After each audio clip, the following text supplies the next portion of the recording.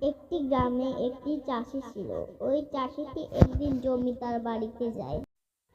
জমিদার বাড়িতে গিয়ে সে জমিদারকে বলে, জমিদার বাবু, আপনাকে যে কি বলি, জমিদার বাবু, আমার 50,000 টাকা লাগবে, অনেক দরকার, প্লিজ দেন। জমিদার তাকে বলে, তোর টাকা লাগবে আর আমি দেবো না?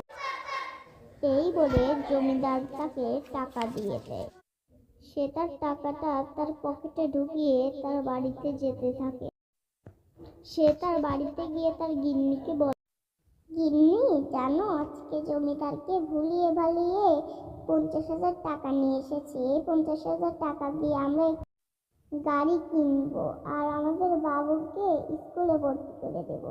আর এই গ্রামে থাকবো না। এই গ্রামে যদি থেকে টাকা না দিতে পারি, জমিদার আমাদেরকে মেরে ফেলবে। এই জন্য আমরা চলো শহরে চলে যাই।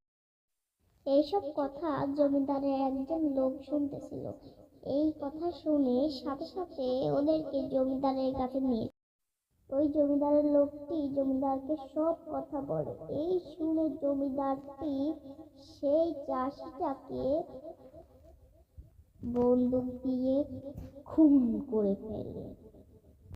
তো বন্ধুরা, তোমরা যদি এইরকম গল্প আরো পেতে চাও তাহলে আমাদের চ্যানেলটি সাবস্ক্রাইব ও ভিডিওটি লাইক করে দিও। Bye bye.